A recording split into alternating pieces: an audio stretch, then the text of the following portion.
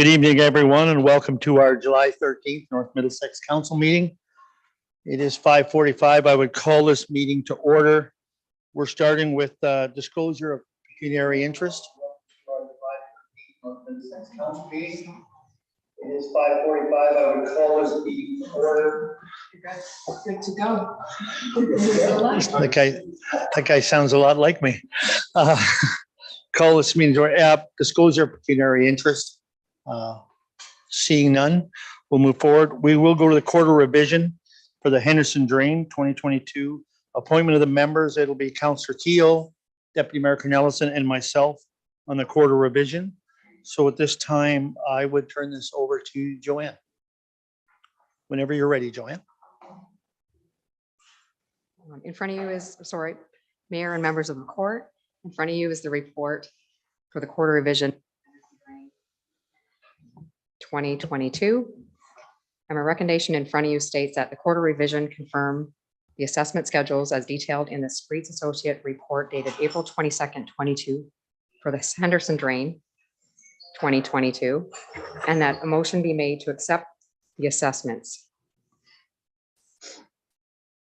However, in stating that, with the quarter revision, there is a 10-day appeal period, and we did not receive a appeal until today. So we do have a gentleman here that would like to make an appeal. So in saying that the court needs to make a resolution if they want to hear the appeal or not. I would ask the quarter revision, what's your wish?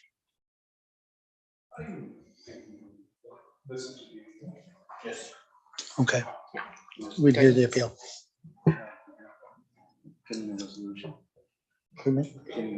Okay, we need a motion. Make that resolution here. Councillor Keel, Deputy Mayor Cornelison, and myself.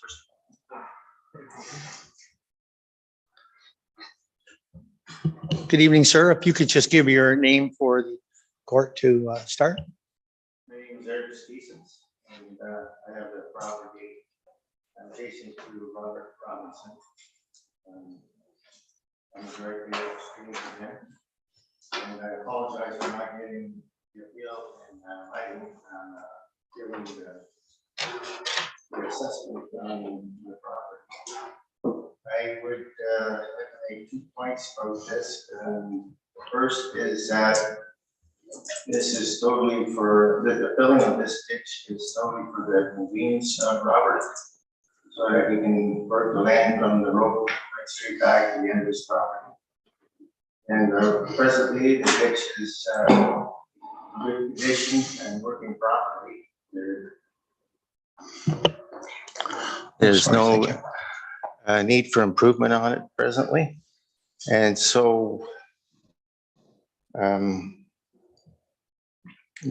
like to make the point that it's strictly for the convenience of him working the land, and that it doesn't really need any improvement right now. Everything is draining properly. It was cleaned less than 2 years ago and deepened. And the second point I'd like to make is that the engineer incorporated a swale over top of the tile that was going to be installed. And this was to be, in case of a flood, there would be buildup of water at the entrance of that ditch. And in case the water was too high for the tile to handle, it would flow over into the swale. So therefore, I think this is more of a restriction, and that an open ditch would flow more water than one closed in with 1 or 2 tiles. He must anticipate a flood coming in, or otherwise there wouldn't be a swale being installed. So therefore, I ask that my assessment would be $0, and I don't think there should be an assessment applied to anybody upstream because of that. So Okay, I think that's what I asked the court. Thank you. Is there questions here from either member? Question at this time? Go ahead, Deputy Mayor. Yeah, thank you, Mayor Rappa. I would like to hear from the engineer if that's possible. Yeah, I didn't know if there was any other questions before we went there. I'd like to hear if we can, Mike, if you could make comment to that, please. Thank you. I usually, if I go to record revision, I'll bring our calculations along. Yes. We do have mathematical calculations that we use. And I usually hand them out. I'll give one to some of the landowners that may be present that want to see.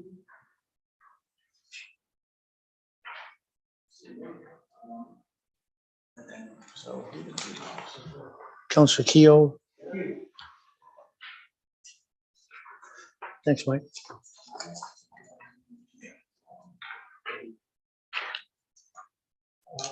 Yeah, basically, when we do assessing on municipal drains, we use what's referred to as a modified Todgham method. It's a method that was established back in the late 50s by Herb Todgham. And it requires that we separate the costs into segments. If the segments are different or independent and need to be considered separately. And in this case, we do have an open portion of the drain and a closed portion of the drain. So we take a look at what the costs are for each independently, and we assess those in accordance with basically the Todgham method takes a proportion of the cost and assesses that proportion of the cost as benefit, and then the remaining cost would be assessed as outlet. That's for what we consider the regular portion of the costs. Maybe I'll back up a step. I guess the first thing we do is we look at to see if there's any special assessments under Section 26 of the Act. Section 26 of the Act dictates that any increased cost to the drainage works, and drainage works are normally a gravity system unless there's pumps, but in a gravity system, there could be additional cost to cross a road, a railway, or a utility. And in this case, there are roads and utilities that are involved. We do need to lower the culvert under New Ontario Road. So the additional cost above and beyond ditch work is calculated and assessed directly to that road department. So if you look at the first page on the calculations, the very first thing we do is we take a look at that open portion. It's roughly $85,000. We assess New Ontario Road, the construction cost minus the ditch cost. So it's $21,360 minus $570. The design cost is $3,200 and inspection is $1,500. There's a little bit of interest in HST, which creates a total of $26,380. That gets charged to the road for the increased cost of the impact of their road existing. The next thing we had to do is there's some additional requirements on the open portion due to the fact that we are putting in a pipe further downstream rather than a ditch. And that requires some additional work on the ditch itself. That was about $16,650 assessed to Robert Robinson. There was a water main that has to be relocated out of the way of the new culvert. So because we're lowering it, that water main wasn't deep enough to accommodate having any clearance. So that's with the construction and design complete, it's about $20,300 that goes to the water main. We did have to investigate the gas main. We don't have to make any adjustments, but we needed to know for sure where it was and what we needed to do with it. It's roughly $1,870. So once you take out any of the special works that are required due to certain circumstances, that leaves you what's the regular cost. And that would be, in this case, I know that the appellant has indicated that Robert Robinson's property wants this work because of the way that they work the property. And that's true. But in what happens is when we do these sort of jobs, we need to consider today's design standards for other portions of the drain. So upstream of this,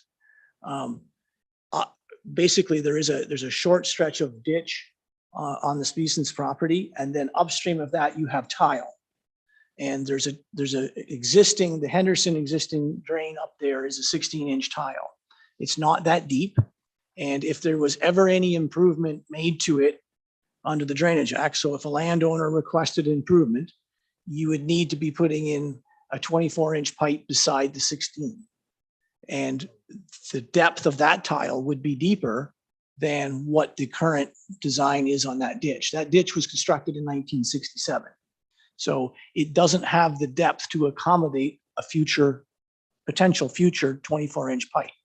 That's not necessarily Robert's problem, but we have to take care of it now so that we don't create a problem down the road if things ever get improved.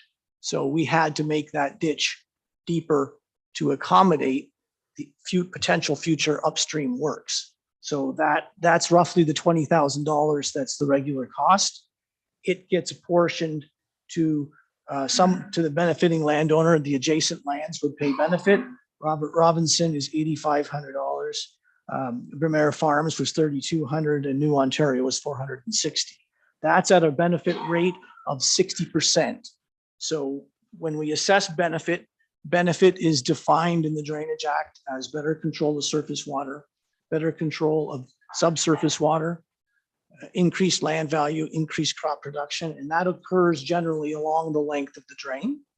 And under the Tajam method, that's how you distribute the cost. So it's distributed by length, and the total amount of benefit is a proportion of the cost. So in this case, we assessed 60% of the cost as benefit to the adjacent lands.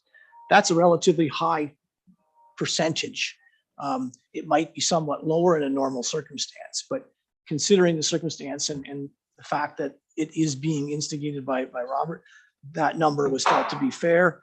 That left $8,100, roughly $8,130 to be distributed under what's called outlet. Under the Drainage Act, outlet is defined as the volume of water that each property generates and would send into the drain, or potentially could send into the drain. It's a liability to that property for their water using a drain downstream of them. So almost all municipal drains will have some proportion of benefit and some proportion of outlet. So in this case, we were left with $8,100 roughly to be distributed as outlet over the watershed. And if you turn to page 2, that shows how that $8,100 is distributed to all the different properties. The biggest factor being area, how much area each property would have that's tributary to the drain.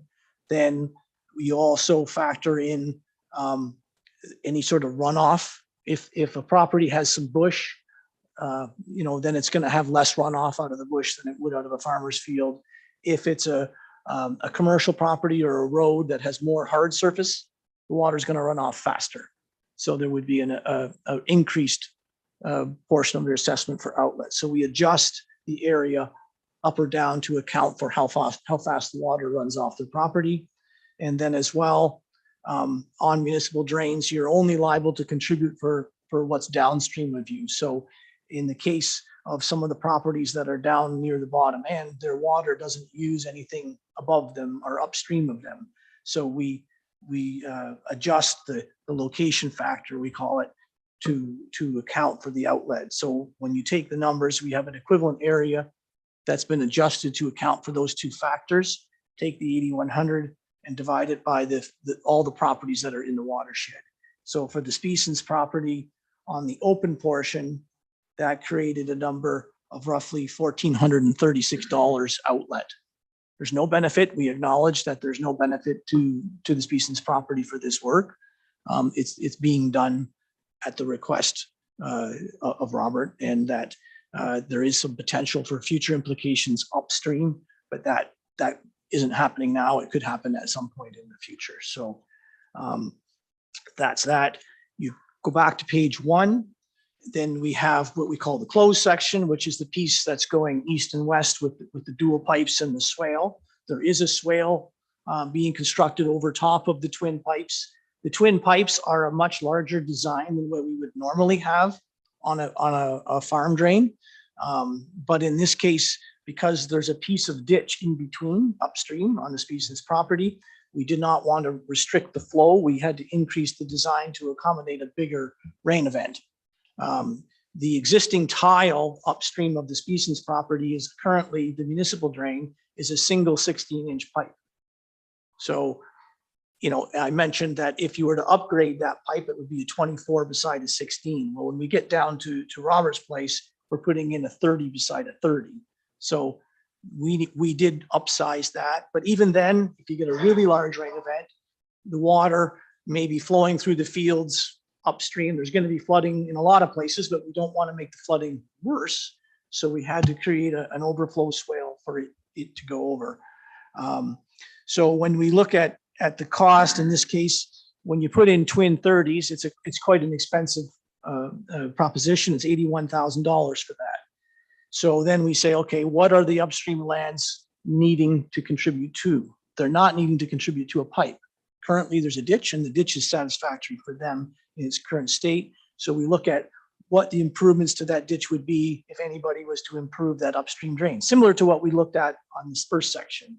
So we deemed that to be about $10,860.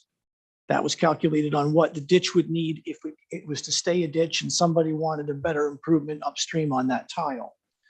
That $10,860 gets distributed in the similar fashion as the Todgen method, so much to benefit and so much to outlet. In this case, we used a 65% benefit rate, which was $7,060 to Robert Robinson and $3,800 as outlet over the whole watershed. So a very similar pattern as the previous.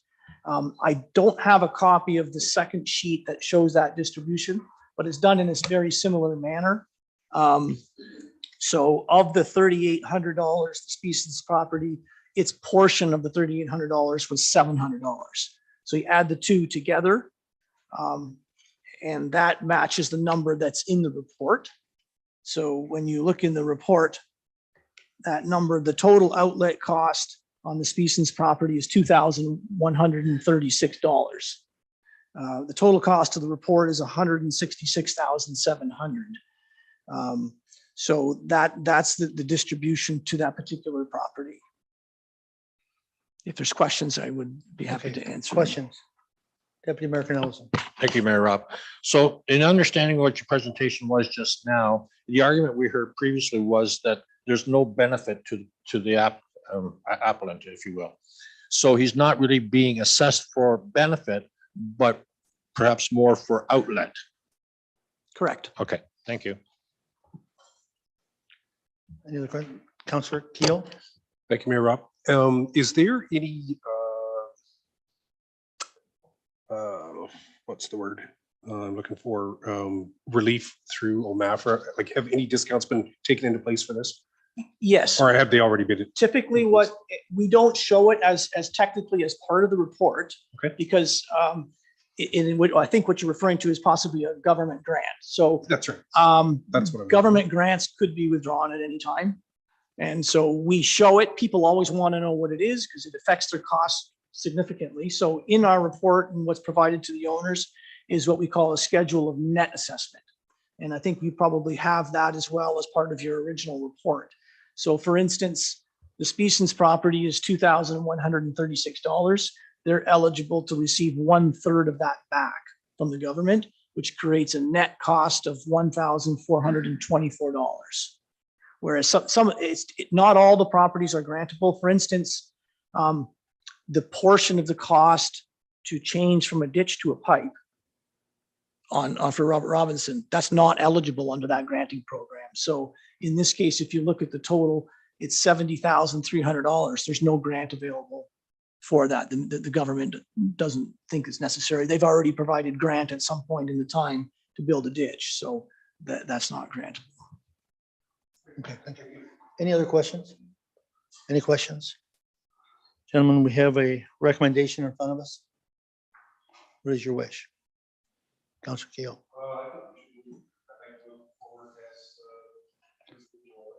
You're moving the recommendation. Second. All in favor? Carried. Thank you, Mike. Thank you. Good night. At this time, we adjourn the quarter revision to regular meeting. Looking for a mover for that. Councilor Keough, Deputy Mayor Ellison, all in favor? The minutes of the previous meeting. Any errors or omissions, business arising from it? And that is from the June 15th meeting. Seeing none, we need a motion to approve the minutes. Counselor Moyer, Counselor Nickel, all in favor? Carried. Thank you. So we need to adjourn our regular meeting now and go to into public meeting, including Committee of Adjustment. Counselor Clinchy? Counselor Hemming? All in favor? Carried. You're hiding in behind there, eh? All right, committee adjustment. Our first application is notice of public meeting to consider application B10 2022 located at 191 Catherine Street. And the applicant's Ryan Martin. Would you like to come up, sir?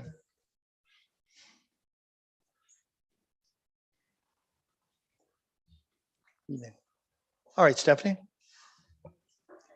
Thank you. I'm just going to share my screen so we have a map in front of us. Okay, so the purpose and effect of the report is to provide council with a recommendation regarding the proposal to create one new residential infill lot along Catherine Street from a property known municipally as 191 Catherine Street within the urban settlement area of Park Hill. The lands proposed to be severed contains a paved parking area, and I should note that it is represented by the green lines on the screen in front of you. So you can see in the bottom corner here, there is an existing paved parking area, as well as a shed. And the lands proposed to be severed are currently unserviced and has, as mentioned, an existing access off of Catherine. The retained lands contain a single detached dwelling and are serviced by municipal water and sanitary connection, and a new access off Catherine Street will need to be established as part of the conditions of the severance application. The provincial policy statement, the county official plan, and the municipality's official plan generally permit lot creation within residential areas subject to servicing and compatibility. Staff note that both the lands to be severed and the lands to be retained meet the minimum lot area requirements of 460 square meters and a lot frontage of 15-meter criteria within the R1 zone. The lands to be retained maintain the zoning standards of the R1 zones for setbacks and lot coverage, as well as the applicant has submitted a sketch which demonstrate that the severed lot is large enough to accommodate a new building envelope that will maintain the zoning standards of the R1 zone. It is noted that the existing accessory building on the lands to be severed should the consent be granted, would no longer constitute an accessory building insofar as the main permitted use, residential, has not yet been established. So it is recommended that the accessory building be removed to maintain compliance with the zoning bylaw. Notice of the application has been circulated in accordance to the requirements of the Planning Act, and staff received the following comments.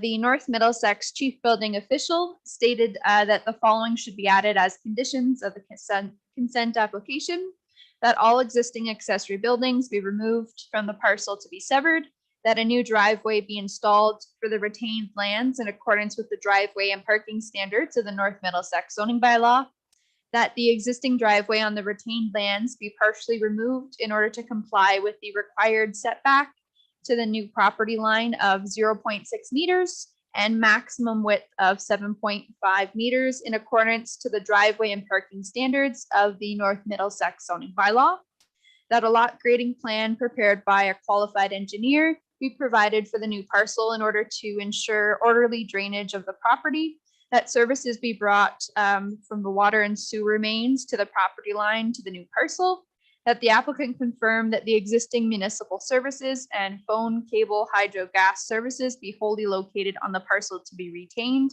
and not encroach onto the severed parcel. The North Middlesex Public Works Department provided the following comments. The subject lands are connected to a municipal drinking water system. The severed lot will require to connect to municipal water system fronting the lot, and any new connections will be subject to all applicable dues and levies at the time of the application for the water connection.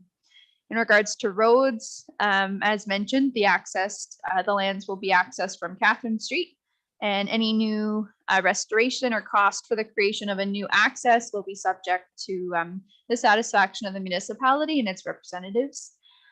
In regards to drainage, there is insufficient storm sewer outletting fronting the retained or severed properties. Stormwater controls and flows are subject to municipal staff's approval at the engineering stage of the application, which is done through the conditions of the severance application. The lands have a publicly owned and operated sewer system fronting them. The parcel must connect to a new sanitary system as part of the application. That the owner provide cash in lieu of parkland dedication, which is a fee of $1,200, and that the owner provide lot grading and servicing drawing by a professional engineer. In regards to public comments, staff did receive a written submission as part of the circulation from the owners of 100 Alness Street, who expressed concerns in regards to the location of a new driveway on the severed lands and potential impacts on their own driveway access. And at the time of writing the subject report, no other comments from the public have been received. So it is recommended that the application be granted, subject to the conditions which council will have before them. Thank you. Is there anything that you'd like to add? Nothing? Okay, I do have to, we have no written submissions on this. Through the mayor, we did have one written submission. I did speak to it, but if, would you like me to read it or? No, I think we've all seen it. All right, so is there any public, any comments from public on this application? Seeing none. Questions from the committee? Councilor McClinchy. Just looking at the plan here, Stephanie, your proposed lot here, the green line, I'm looking at the green line and I'm looking at the neighbor that abuts up to Alness Street. I'm sorry, yeah, Grosha.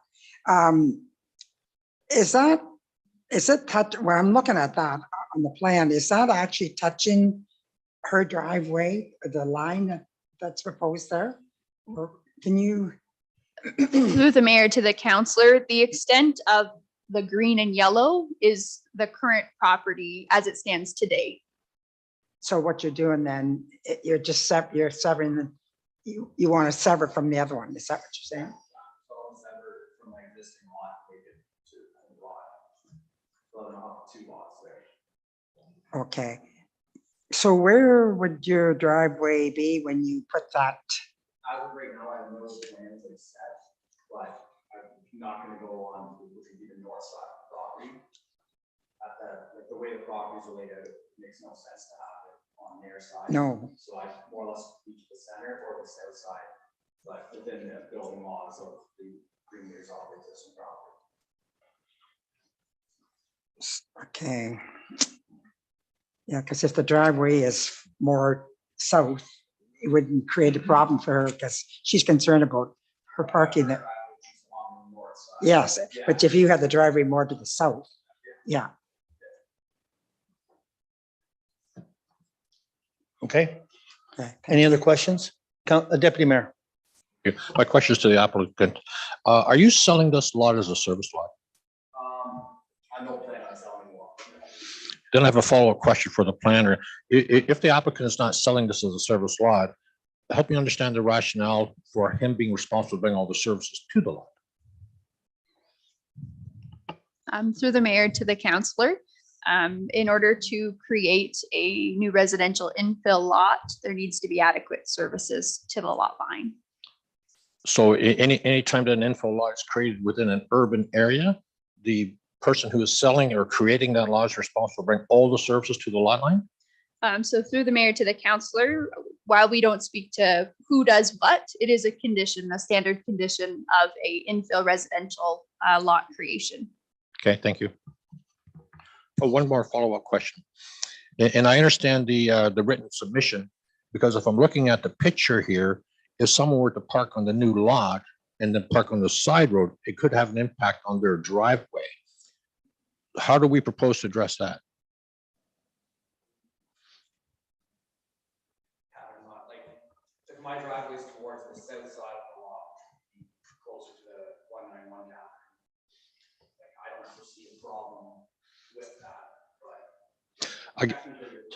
Just a second. Ryan, can I get you to just hit their microphone, turn your button on? All right, so they can hear. All right, thank you. No, and I understand where you're at, but I guess I'm wondering, like, because you're not gonna be living in that new residence or the new lot, right? No, I will, yeah. Oh, you're building that Yeah. there. Okay, So I plan on like severing lot building the house there. okay. So then my question then becomes one of, if you have a number of people visiting, obviously they're gonna park on the side of the road. Yeah. How will that impact your neighbors' access to their driveway? Stephanie, would you like to? Stephanie? Through the mayor to the councillor, an excellent question, but it is in part, I think, an existing situation today that could happen. I don't think that it necessarily will alter the situation just because of this application.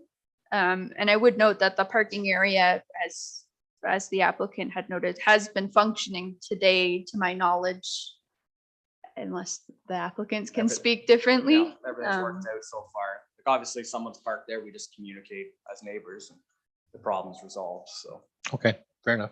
All right, any other questions from the committee? No other questions? We have a recommendation in front of us. What's your wish? I will make a motion that we accept the application All right, as presented. moved by Councillor McClinchy, seconded by Councillor Hemming. All in favor? Carried. Thanks. And there is a 20-day appeal, I believe, on this process. All right, thank you very much. guys. Our next item is notice public meeting for application 11B11-2022, located at 225 Ruskin, and it's Ron McClinchy. Come on up, Ron. I think you've been here before. Maybe we can get this done. If you just turn the mic on when it's your turn. Stephanie, go ahead. Thank you.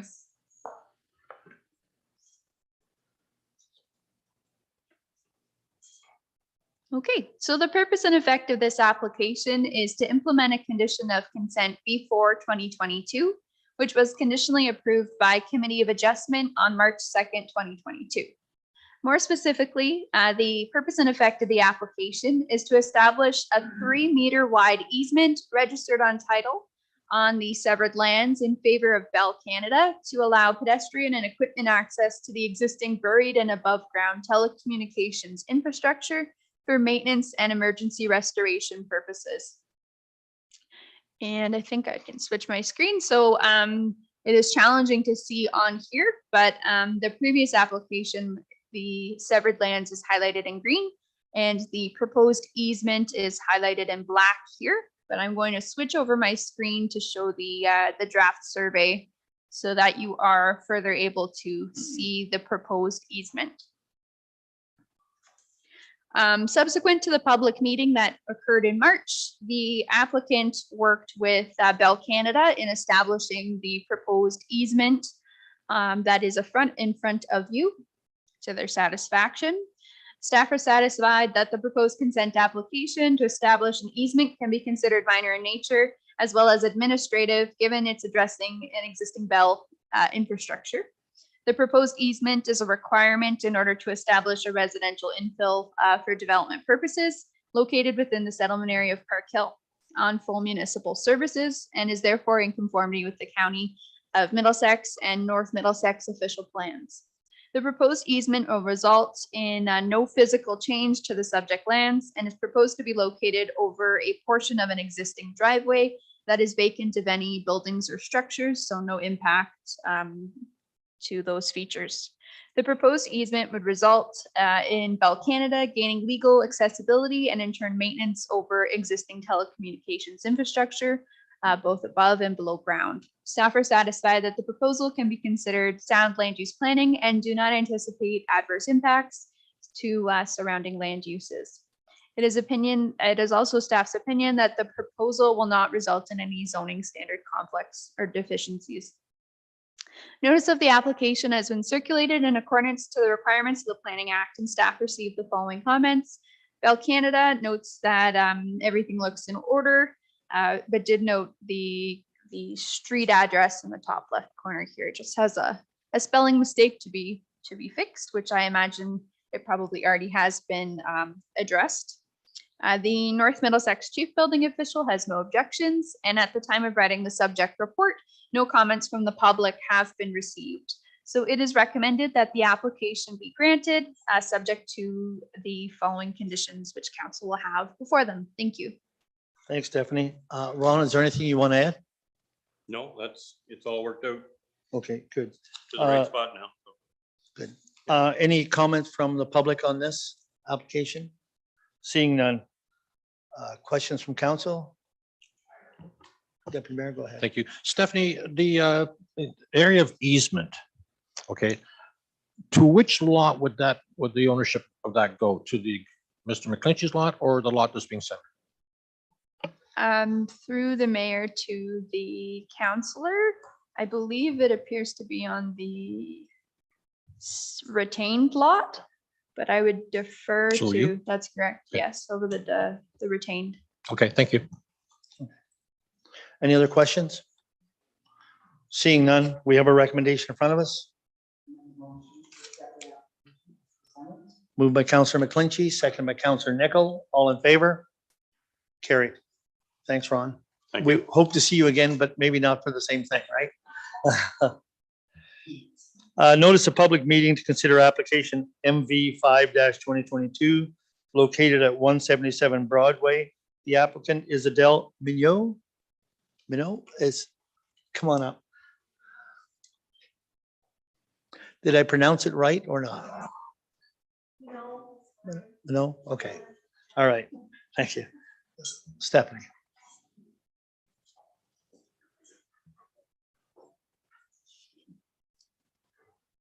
The purpose and effect of this application is to implement a condition of consent B9/2022, which was conditionally approved by the Committee of Adjustment on May 4th, 2022.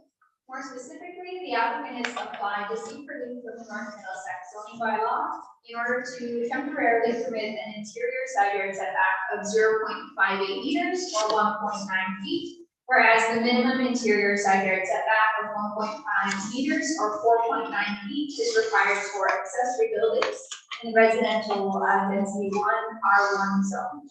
The variance will set to expire after a 3-year period, which should allow the applicants the opportunity to finalize the consent application and construct a replacement garage that is fully contained on the abutting lands at 175 Broadway, which you can see at the view. The existing structure will need to be removed prior to the expiration of the variance. As council will recall, consent B9/2022 was conditionally granted earlier this year, and the purpose and effect of the application was to sever a parcel of land for lot addition purposes from the subject lands to the abutting property known municipally as 175 Broadway. And that was for the purpose of constructing a detached garage. As part of the severance application process, the applicants were advised that the standalone garage on subject lands would not be in compliance with the zoning bylaw as a result of the proposed lot addition, and staff recommended as a condition of that application that either the garage be removed or that a variance be applied for to permit the side yard setback deficiency until such a time that the lot addition has been completed, the new garage constructed, and the existing garage demolished. Staff have reviewed the application against the 4 tests of a minor variance and are of the opinion that is considered to be minor in nature. It is an appropriate use of the land, and it does meet the intent of the official plan and zoning bylaw. Notice of the application has been circulated in accordance to the requirements of the Planning Act, and staff received the following comments. North Middlesex Chief Building Official had no objection, and the North Middlesex Public Works Department did provide comments in regards to water and roads and sanitary as well as storm in the event that the new lot would be built upon. So all those connections of those services would be subject to dues and levies at that time. So it is recommended that the application be granted, subject to the condition that the minor variance be in effect until July 13th, 2025, by which time all components of the structure are to be removed. Thank you. Thanks, Stephanie. Adele, is there anything you'd like to add? this time? No? All right, once again, I have to ask if there's any comments from the public on this application? Seeing none. Committee, any questions from the committee? We have a recommendation in front of us. Councillor McClinchy moving? I'll, Okay, seconded by Councillor Teal. I will, recommendation. All in favor? Yeah. Carried. Thank you. Thanks, Al. Thank you. Our next application is MV 6-2022, located at 390 Elginfield Road, and that is Kevin Thompson. Hey, Kevin. Good evening. Okay, Stephanie. Thank you. All right, so the purpose and effect of the application is to seek relief from the North Middlesex zoning bylaw in order to permit the construction of a 1,600 square foot accessory building with a height of 7.5 meters or 25 feet, whereas the maximum height permitted in the general agricultural A1 zone for existing lots of record is 5.5 meters or 18 feet. The applicant has advised that they are requesting the additional height in order to accommodate the storage of a boat and trailer. The structure is proposed to be located at the rear of the dwelling, which you can see on the screen in front of you. The applicant has also provided, as part of the applications, a series of drawings. So I will show the concept plan for the front elevation with you as well. And it is proposed to be located more specifically 34 meters from the front lot line, 27 meters from the rear lot line, and about 26.7 meters from the closest interior side lot line. The subject lands contain an existing one-story single detached dwelling with an area of almost 3,000 square feet and a height of 5.8 meters or 19 feet to the peak of the roof.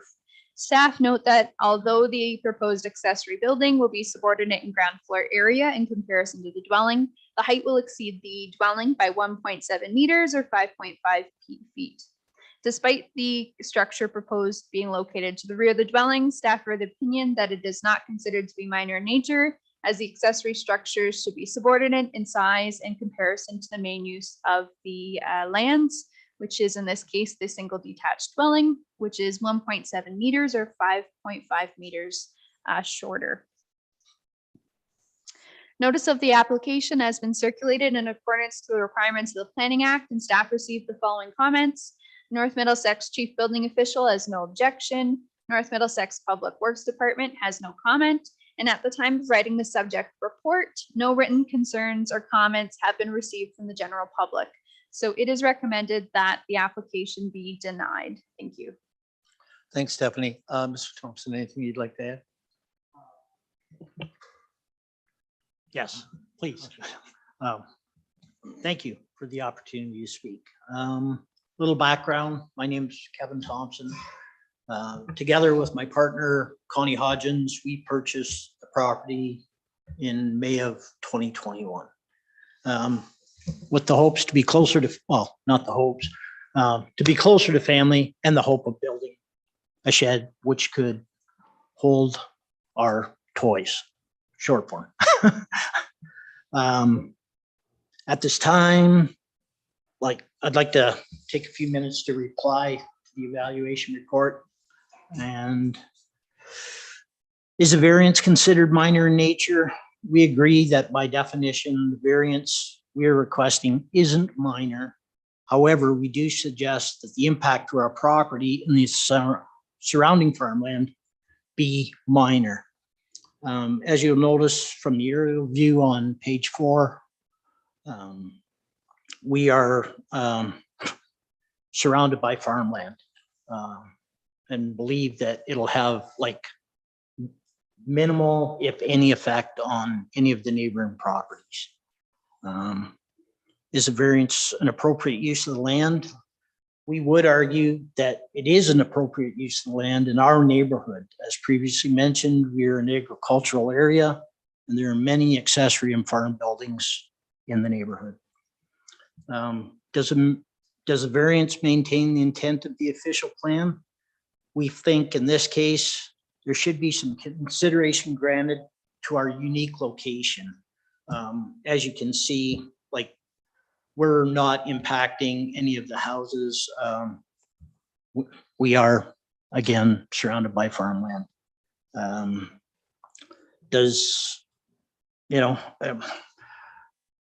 We're not building a barn. We're building something that we hope to enhance the property. The look of it, the drawings that you have there, they're a design concept, not to be exact. Actually, I don't even like that garage door. To be honest with you, it'll be something a little more attractive than that. What the drawing doesn't show in that particular drawing is there's an overhang, which we're trying to keep the aesthetics of the house. And we plan to be there for a long time. So we do appreciate,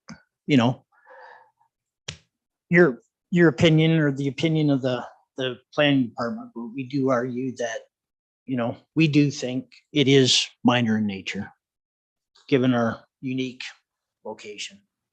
Okay, thank you. Thank you. At this time, I'd ask if there's any comments from the public on this application. Seeing none. Committee questions. Deputy Mayor. Thank you, Mayor Rob. Stephanie, Mr. Thompson brought up an interesting aspect of his application here. When he spoke of the fact that he is in an agricultural area versus an urban area. So my question for you is there a difference in the minor variance process in an urban area versus the rural area in terms of height restrictions? So through the mayor to the councillor, the zoning bylaw contains accessory building provisions within the general regulations rather than the site-specific zoning categories. In regards to lot coverage in particular, 10% applies whether you're in the rural or the agricultural area. In regards to height, it does differ slightly depending on the zoning category that you're in. But in comparison to residential, let's say the R1 zone, it is 5.5, which is the same as existing lots of record in the agricultural area. So it's the same whether you're in town or whether you're in the country. That's correct. Yes. That seems odd. Okay, and the other interesting fact here that I want to ask you about is that the North Middlesex building official had no concerns with this application. Why is the discrepancy there? Is that because he's not in the planning aspect of it, or? Through the mayor to the councillor, I don't think I'm in a position to comment on Okay. the building comment received. Okay, thank you. And I would make comment that Stephanie is going by her planning rules only. And Councillor Hemming, you had your hand up, and then Councillor Moyer. Thank you, Mayor. Stephanie, yeah, I just like to reiterate what the applicant is saying. He says that, as you can see, all around it is all cropland. And if it was in town, I could understand the extra height being a hindrance, blocking sunlight or views or whatever. But here, it's just a lot that's out in the country. And the one term I heard you use just now was a site specific. That would be something that maybe needs to be looked at to changing rules and regulations to allow, and for the specific different cases. So, yeah, I'm in full support of the applicant, but we'll see where this goes.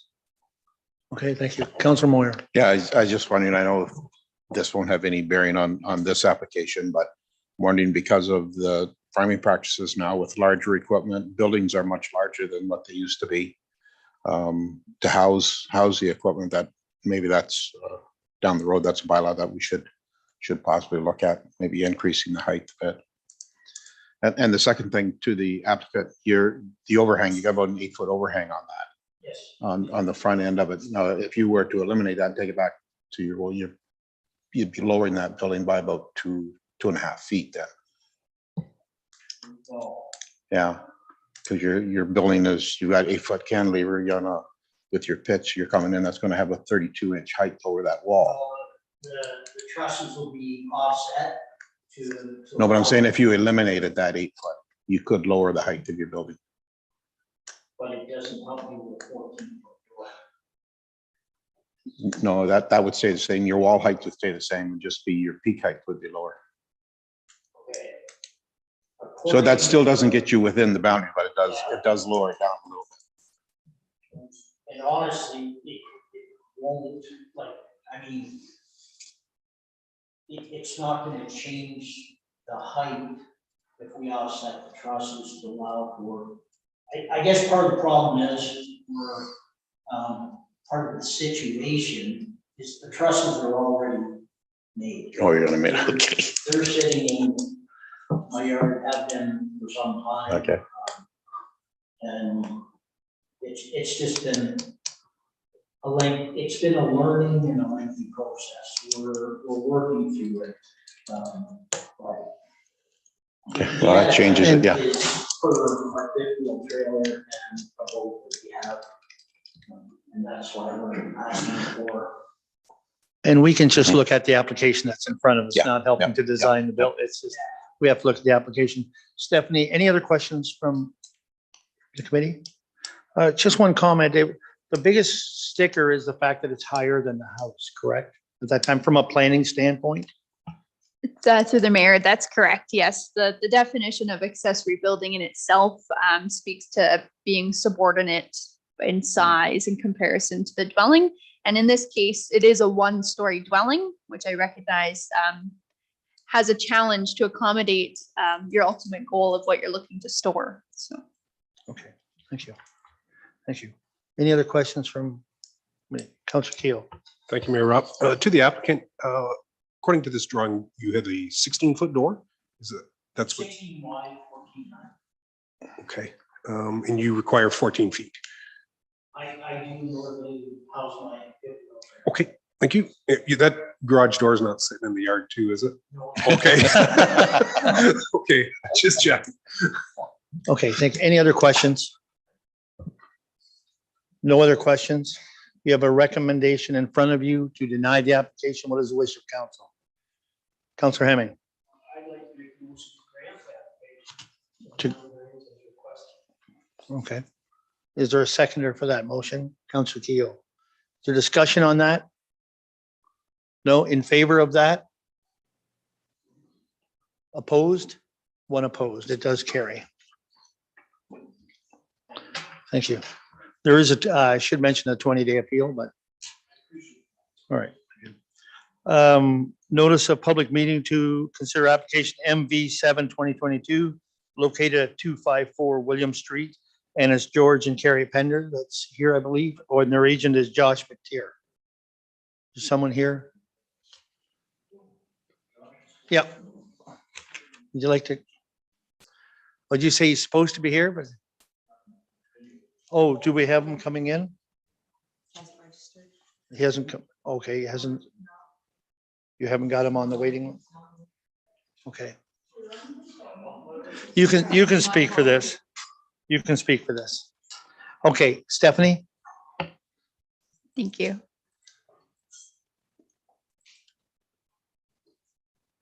All right, so the purpose and effect of the application is to seek relief from the North Middlesex zoning bylaw in order to recognize an existing single detached dwelling with a front yard setback of 5.4 meters or 17.8 feet, whereas the required front yard setback of the R1 zone is 6 meters or 20 feet, and to permit the construction of a 38 square meter or 126 square feet foot covered porch addition onto the existing front of the single detached dwelling with a proposed encroachment of 2.4 meters or 8 feet, whereas the general provisions section states that an open balcony or porch may extend a distance of not more than 1.8 meters into a front, side, or rear yard setback area.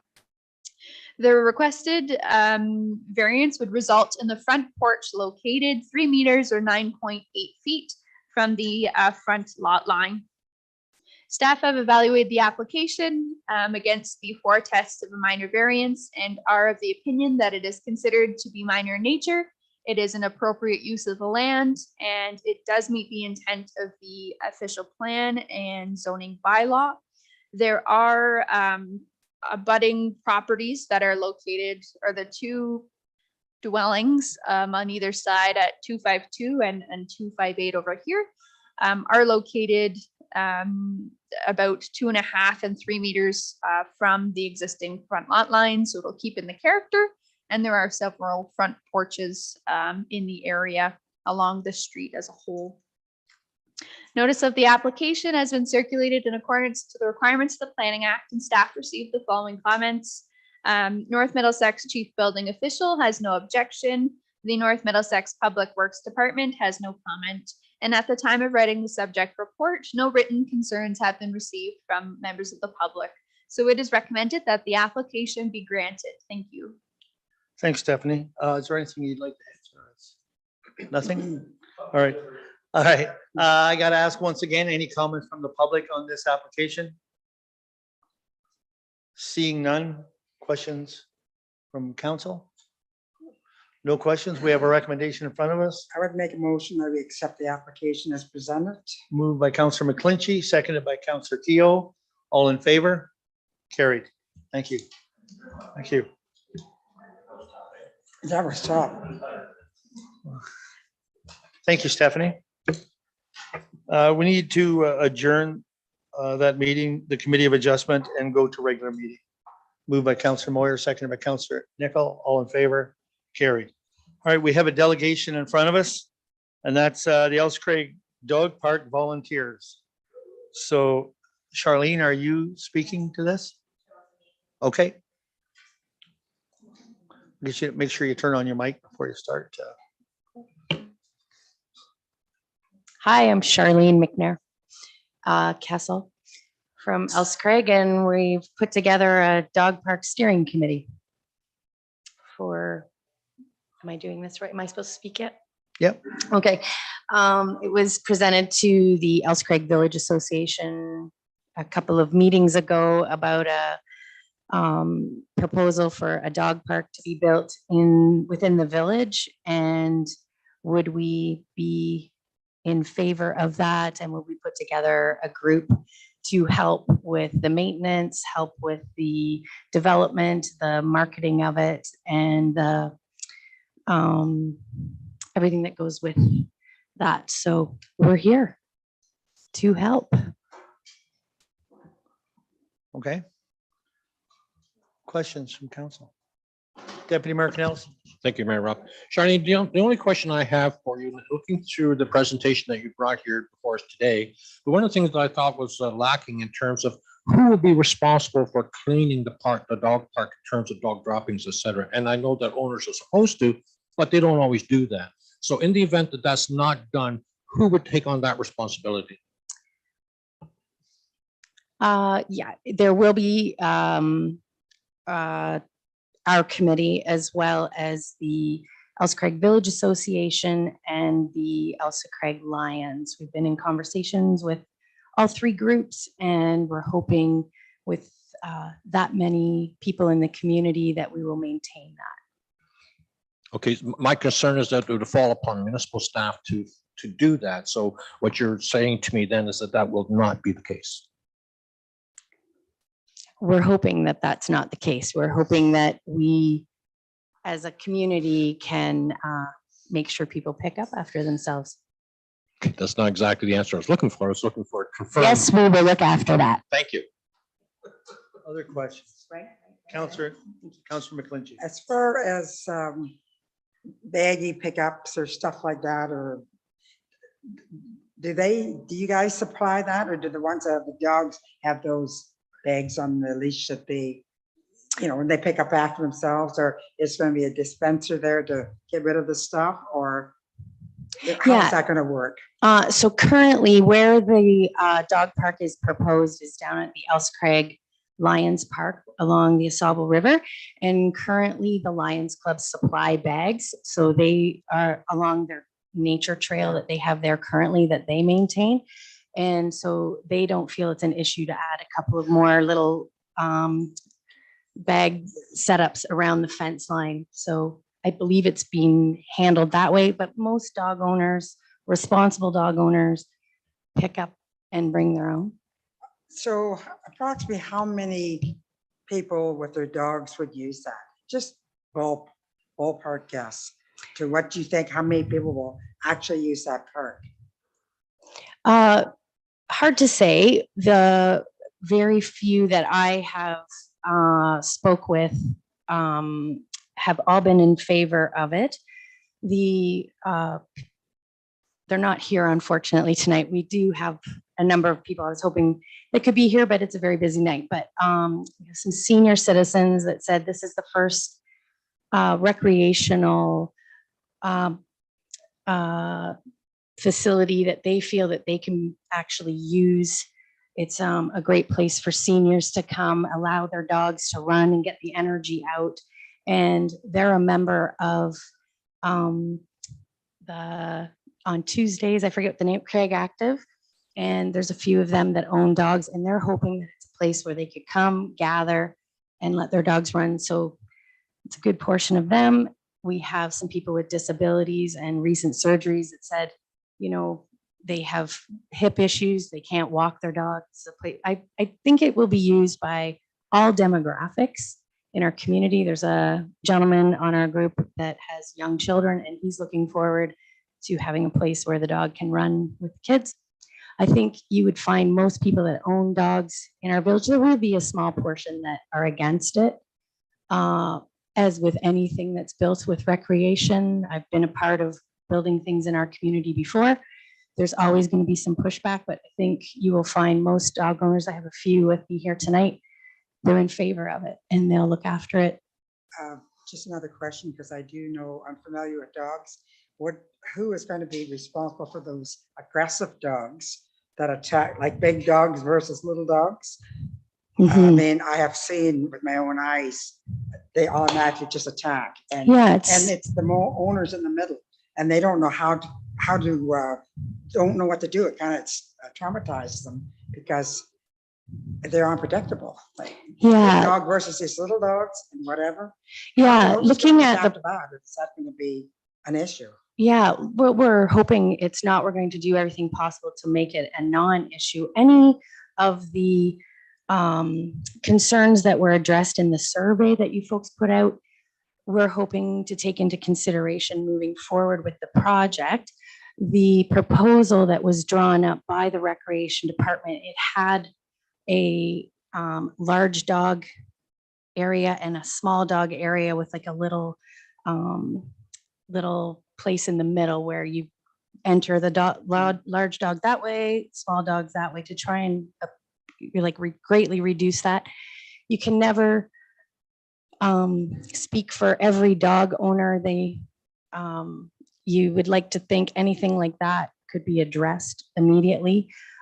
Using the Strathroy Dog Park as an example, that is the place personally where we take our dog on occasion. They have a Facebook page. They address any concerns. Anyone with aggressive dogs or any of that kind of behavior, they are on it right away. They have people in their community. I'm not sure if it's a bylaw officer or what it is exactly that goes out and makes sure that those people are, that concern is addressed. So we are willing to look at anything. Thank you. Okay, other questions? Councillor Nickel. So I'm also friends with the Strathroy Dog Park on Facebook. And one of the things that concerns me for our area is that I'm constantly reading about, the dogs have dug holes, the garbage receptacles aren't emptied, there's dog feces everywhere, and they're going back to the town constantly. Taxpayers are ending up paying for that. It's a very large concern of mine. We have not put the dog park on the budget. Not everybody owns a dog.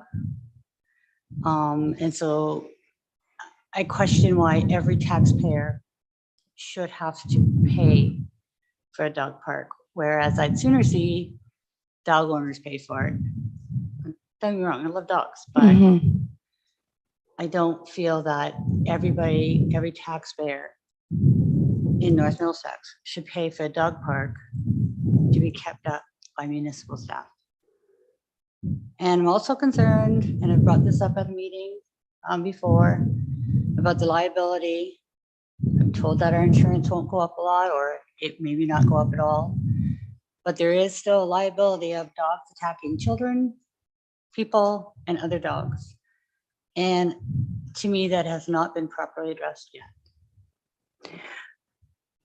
To speak to your last concern, I think that's happening whether it's inside the confines of a dog park or not. That's happening on streets, in public places.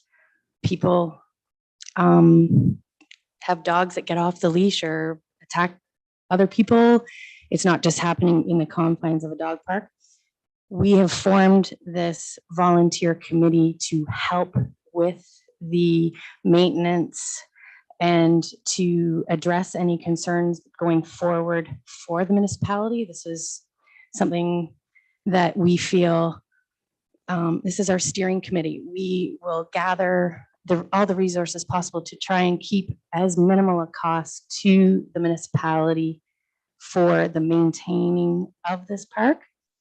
As far as filling holes and any of that kind of maintenance that would happen within the park. My understanding is there's wood chips that are left down at the Lions Park now from cleanup around the village. Those could be used to fill.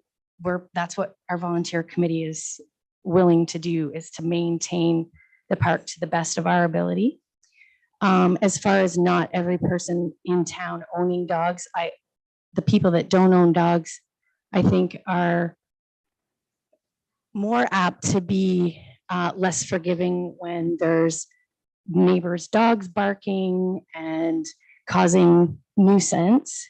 So having a place where they can go and run their dog, tire their dog out, get all its energy and its barking out of its system to allow it to be a little quieter in the community. The other thing is we're proposing, I think, close to 250 new lots in our community over the next 10 years. Those lots are the quarter of the size of what standard lots used to be in our community. These people need a place to run their animals because, you know, out of those 250 homes, probably at least half are going to own a pet. It's a great place to bring the community together, to gather, as we put in our proposal here. It's a great place for people to meet. Often a dog park is about the people as much as it is the animals getting together and socializing. Did that answer all your questions, Joan, or concerns? Other questions? I think I have one I'd like to ask Brandon, and that is to your points. Who picks up the garbage, like the bags at the Lions Park now, and who cuts the grass there now? Currently, we're responsible for half the park in terms of grass cutting, but in terms of garbages, we do the main entrance garbage, but all the garbage is along the trails. Okay, thank you. Yeah. Thank you. Other questions from the council? No other questions from council? And so we're here for an information night tonight, and that's why I appreciate you coming. And I think there was some talk that we didn't hear about in the fencing, because there was some talk of some funding, possible funding towards the fencing. Okay. Yeah, I'm the chair of the Craig Village Association, and we do activities and events throughout the year. And we have agreed to slot an unspecified amount of money towards the dog park as sort of the friends of the dog park, right? That we give money to the food bank, we've given money to Craigville Gardens for the new build, things like that. So we would definitely keep that as part of our fundraising dollars that we raise to develop things within the community that build the community. That's what the Village Association does. So we wouldn't be looking necessarily, I mean, I don't know what money we need to go towards, but if it was something for maintenance or, you know, when it's actually being built, if there's a certain amount of money needed for fence posts or something like that, that's something we could contribute to. Okay. Not the whole amount for things by any stretch, but certainly we have something that we would support, and we would certainly do that on an annual basis. Okay, thank you. And I was just considering more community buy-in. Like, Yeah. that's exactly. Councillor McClinchin and Councillor Nichol. Just a question. Have you, your group, kind of estimated the cost of building a dog park, fencing, posts, etc.?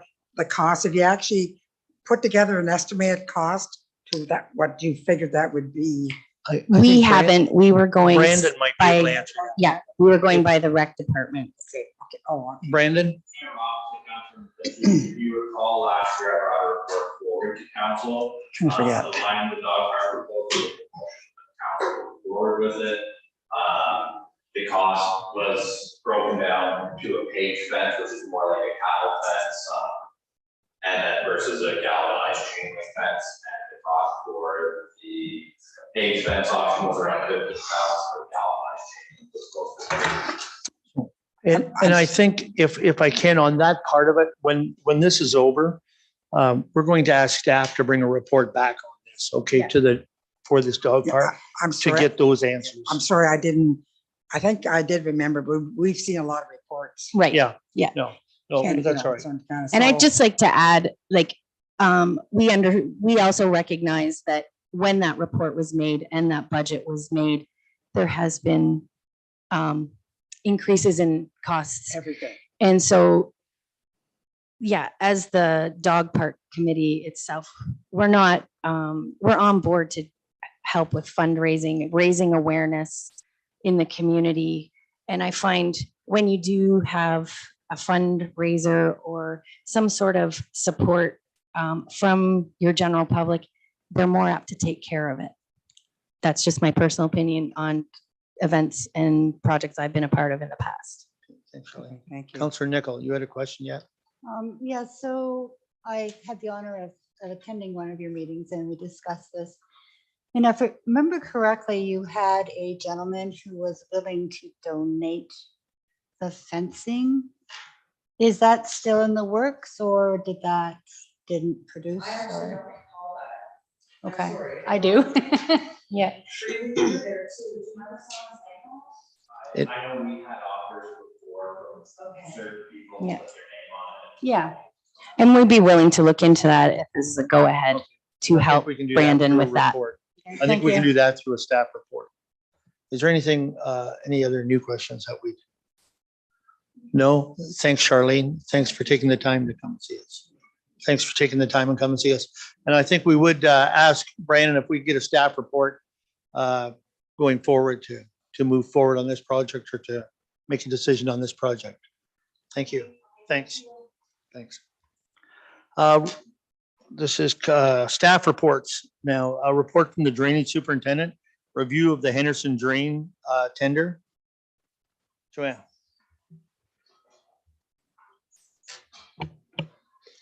Mayor and members of council, in front of you is the report for the review of the Henderson Drain 2022 tender. So the recommendation is stating that the council receives this report and directs staff to award the construction of the Henderson Drain 2022 tender to C. Robert Robinson Construction Limited in the amount of $124,266, not including HST. Questions? I do.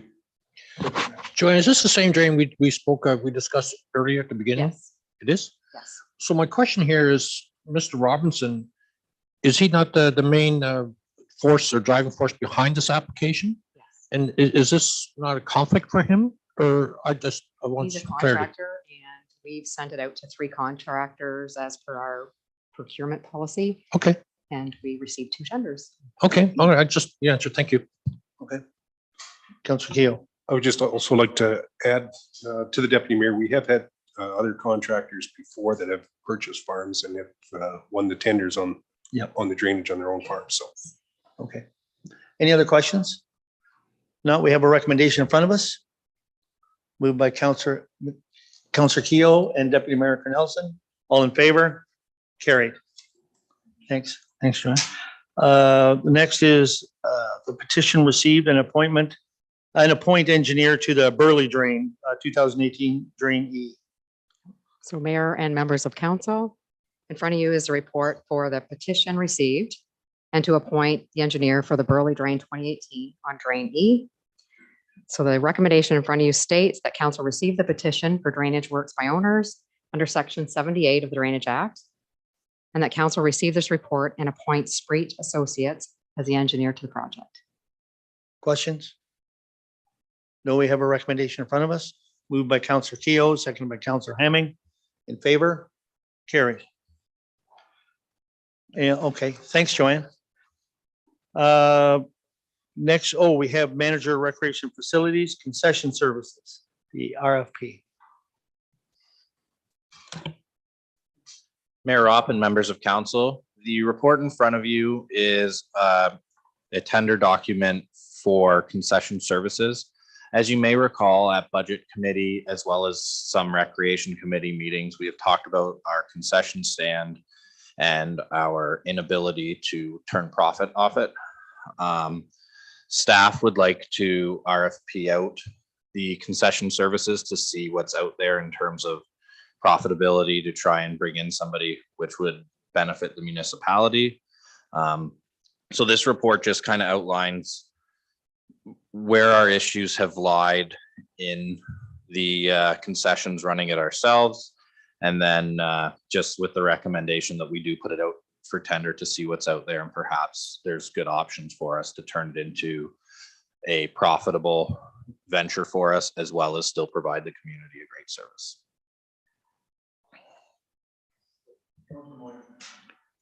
Is this just for the arena concessions, or is there any way you can tie the ballparks into this as well? So through Mayor Ropp to Councillor Moyer, the ballpark concession, we actually tendered out just at the back end of June there. And because of the long length of time between council, we had one person submit to run that booth. So we're arranging a lease agreement right now with them for the rest of the season as a pilot project. And then should it go well, we will ask them if they would like to come back. So they will be kept separate, but in the future, I do plan to have each of them operated by a group so that it benefits our community better through. That just in Park Hill, or is that in the other parks as well? Currently, the only other park that has an actual concession stand is the East Williams Optimist Park. And during soccer, which is Saturday mornings currently, the Optimists actually run that booth themselves. They serve breakfast sandwiches, chocolate bars, pop, those type of confectionery items. Elsa Craig is any equipped for any of that? Elsa Craig does not have anything currently. That is something we could look into. And then we could definitely look to that in the future. Okay, other questions? Councillor McClinchy, then Councillor. Brandon, this may not be a fair question to you, but would you be familiar with any groups that may be interested in taking this over? Through Mayor Ropp to Councillor McClinchy, we did have someone reach out to us in mid-February about taking over the service. Just, I don't know if they were interested in full-time or if they were interested in just the remainder of the season due to our issues with the time it takes to hire staff for it, and then COVID not knowing when the season was going to end, and then the season extended, and they said they would have liked to have the opportunity. So I'll definitely reach out to that group. It's a they currently run a food truck themselves, so it would be someone in that same industry. How would that be proposed then? Would that be on, like, put tenders out for this contract on our website? Yes, so it would be advertised through our social media, on our website.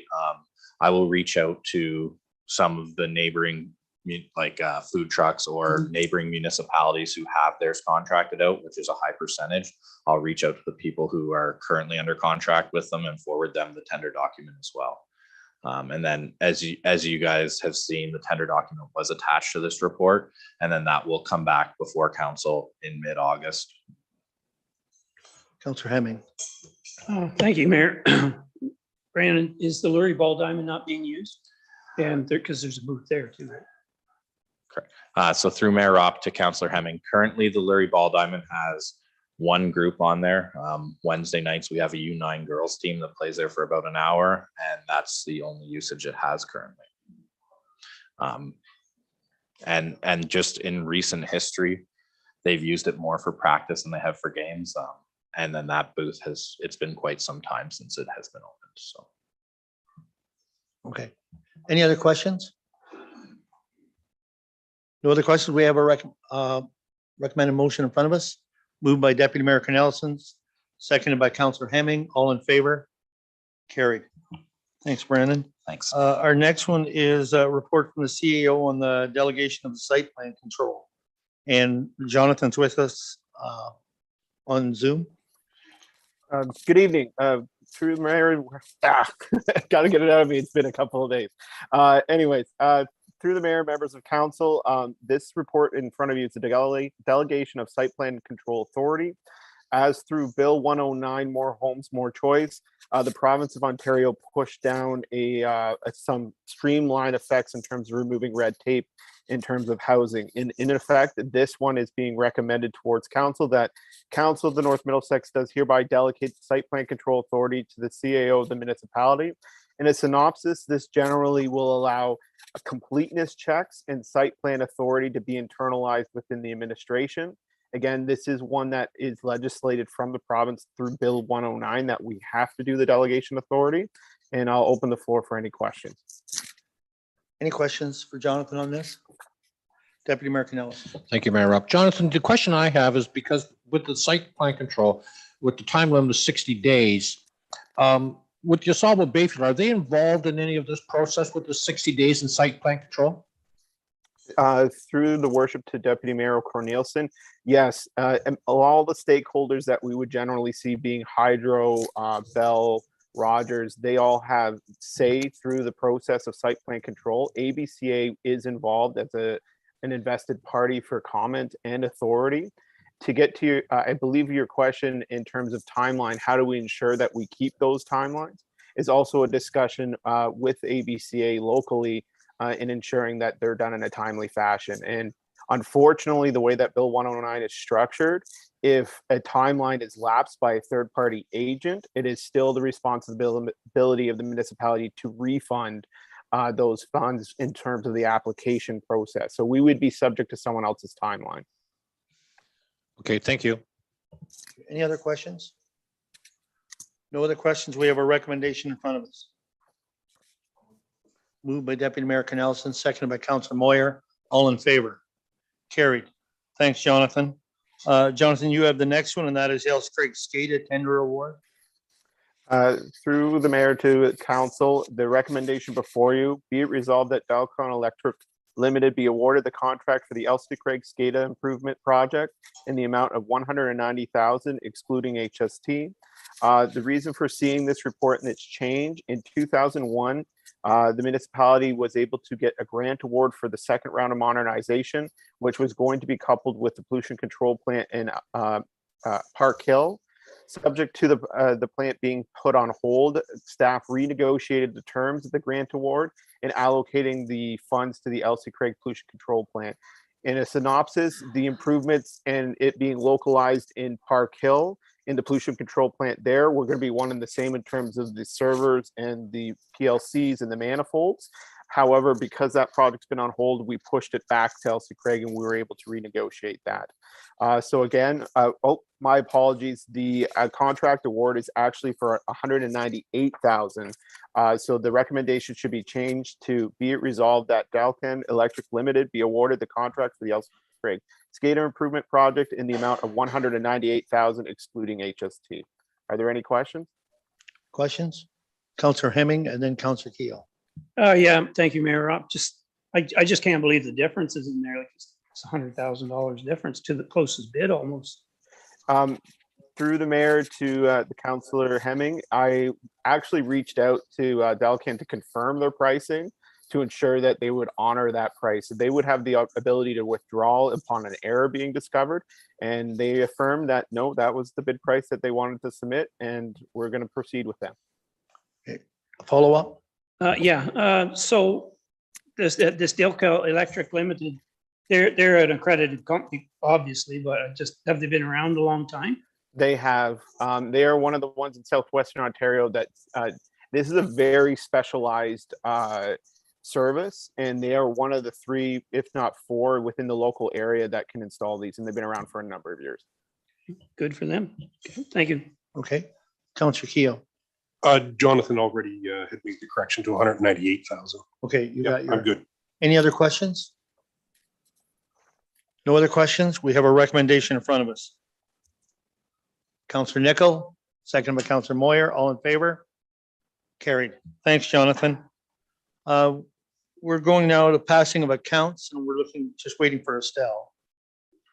Oh, there you are. Whenever you're ready, Estelle. Okay, thank you, Mr. Mayor. Good evening, members of council. The report in front of you outlines the municipality's expenses for the period of June 10th, 2022 to July 6th, 2022, totaling $3,551,994.63. I open the floor to any questions that you may have. Questions? Okay, Deputy Mayor Nelson. Estelle, the only question I have is something to pique my interest is that it seems that there's almost a monthly draw by Valley and KL for the fire hall. Is that because we're paying as we go for the construction costs? And like Valley, I thought that it was a flat rate they were charging for the proposal, but they seem to be involved in monthly draws. Thank you, Mr. Mayor and Deputy Mayor. We are receiving monthly invoices from Valley. Now, if Jonathan would like to expand on that particular question. That is correct. To the Deputy Mayor, we have a fee for service arrangement for the contracted construction amend side of the fire hall. And the allotted amount of that pole is actually inclusive of the tender results back about a year and a half ago. So they're actually drawing against the bid price that they submitted previously. So the Valley's remaining within the budgeted amount that we approved?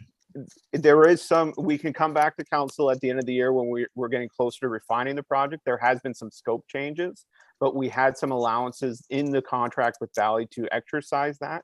But generally they're in budget as we speak to date. Thank you.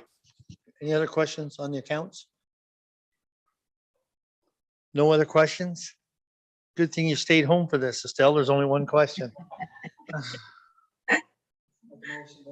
Motion to accept the report. Seconder. Counselor Moyer, all in favor? Carried. Thanks, Estelle. Thank you. Committee reports, Lake Huron Primary Water. ABCA. Yep, go ahead. Yeah, thank you, Mayor Ropp. I did attend the webinar with the phase 2 of the changes to the conservation process and application and whatnot. In my understanding is they'll be putting significantly more responsibility onto the municipality, as we discussed earlier with our CAO.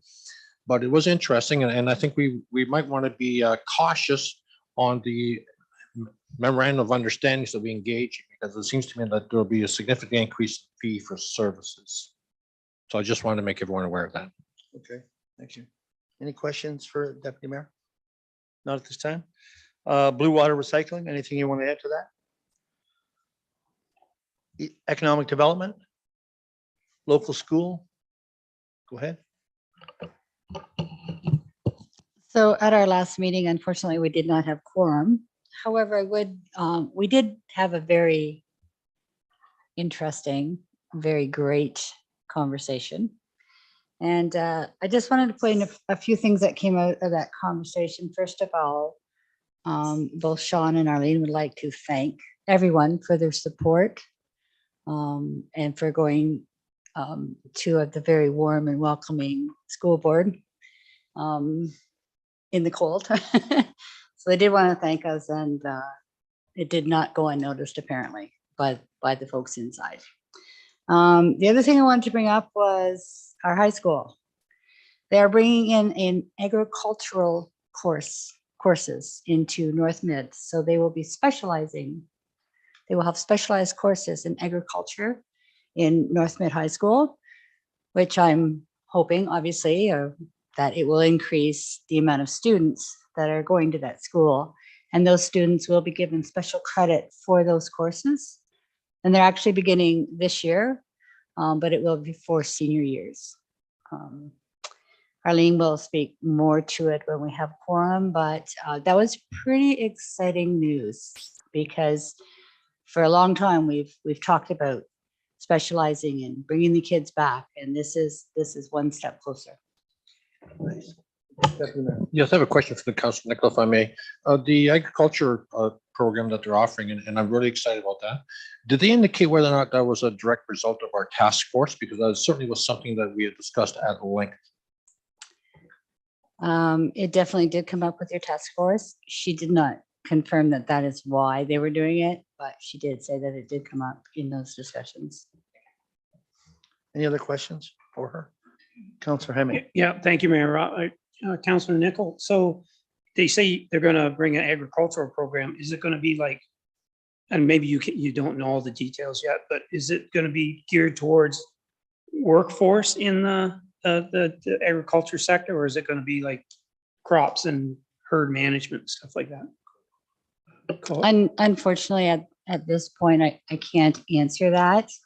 I think, you know, they're sort of still working on those courses. So I'm hoping it'll be both hands-on, farm machinery, accounting, the whole thing. But she definitely could not at this point confirm that. So it'd be, like John says, more of a co-op type of. No, it's actually credited courses at the school.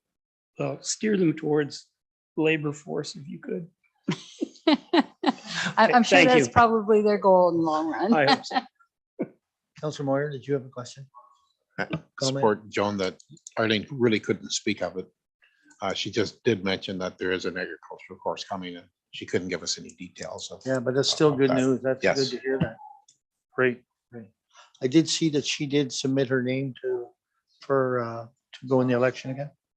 Yeah, well, that's for the Catholic, I think, as well. But anything else for the local school? No? Recreation Committee, anything there? Policies, there's nothing there to report, I don't think. Fire Committee? And Aqua, Jonathan's not here. Okay, correspondence. Enbridge Gas and Ontario Energy Board, notice of application, submission, disposition, and deferral of various account balances. Anything? Independent Electricity System Operator, discussions session for municipalities. County of Middlesex, Township of Lucan Badolf, Official Plan Amendment number 10. County of Middlesex Official Plan Amendment number 59. Middlesex Center. Craigwell Gardens update on fundraising. OPP Operation Freeze in recognition of good conduct by young people. Community Futures Middlesex recruit board members. I think Doreen, you were a member of that in the past, weren't you? Well, that's what I was. Yeah, you were in the past. You've been a member of. But they are looking for some volunteers, some members on that. Okay. North Middlesex slow pitch notification letter. Township of West Lincoln funding support for infrastructure projects, bridge and culvert replacements in rural municipalities. Motion to support. Seconder. I have a question. Okay, I'll get a seconder here first. Councillor Nichols, second. Go ahead now, Ethan. Thank you, Mayor Rob. I'm looking at what the request for support is. It speaks specifically to infrastructure projects, including those projects related to major bridge and culvert replacement be received and supported. And while I support that, would that then include wastewater and water facilities as well? It's not in this letter. No, but when it says infrastructure, Yeah. that's my question. Would it? I mean, it should all infrastructure, but it isn't stated in this letter. Anything else? We have a mover and a seconder to support. All in favor? Carried. County of Frontenac Community Schools Alliance Action Plan. Okay. Moved by Deputy Mayor Nelson, seconded by Councillor Moyer.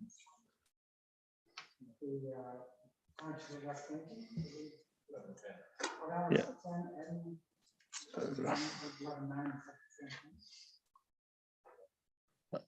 We have a motion to support County of Frontenac Community Schools Alliance Action Plan, right? We have a motion to second. All in favor? Carried.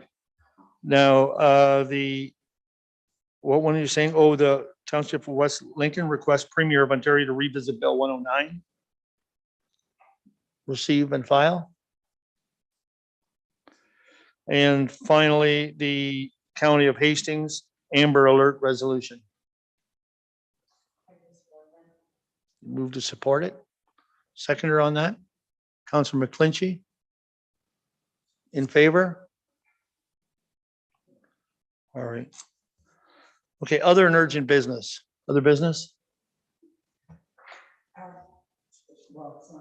I had a request from a couple people that watch on Zoom, like on YouTube for our council meetings.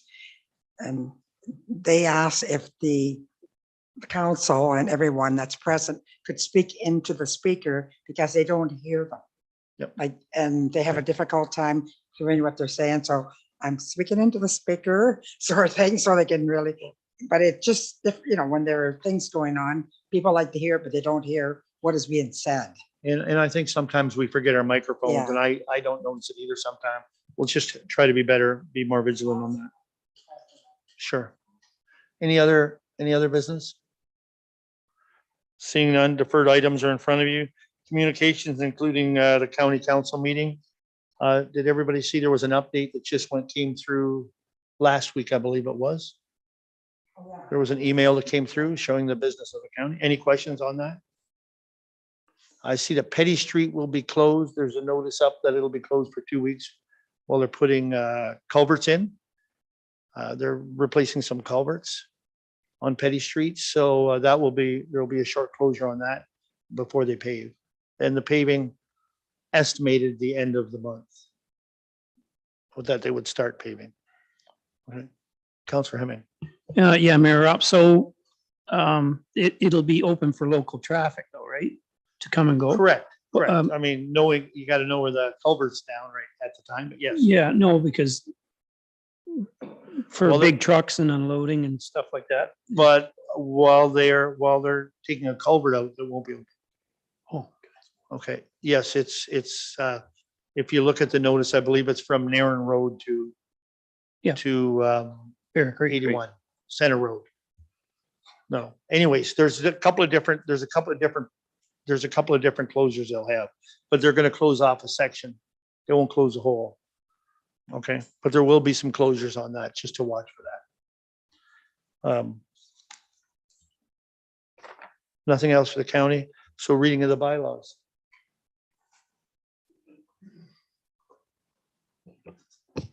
Thank you, Your Worship. The council has 5 bylaws before them tonight.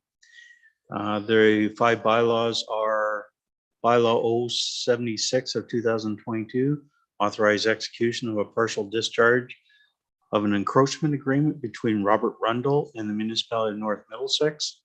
Bylaw number 077 of 2022, authorize execution of a transfer payment agreement for the Investing in Canada Infrastructure Program, Green Stream, between Ontario and the municipality of North Middlesex. Bylaw 078 of 2022, appoint site plan authority. Bylaw 079 of 2022, authorize severance and development agreement with Ronald McClinchy. And bylaw 080 of 2022, confirming bylaw. First and second. Councilor Moyer, Councilor Hemming, all in favor? Carried. Third and final. Councilor Keo, Councilor McClinchy, all in favor? Carried. At this time, I'd ask for a motion to go into closed session and for the purpose of labor relations and employee negotiations, QP negotiations. Need a motion? Councilor Nickel, seconded by Councilor Keo, all in favor? Carried. Thank you. So we'll just take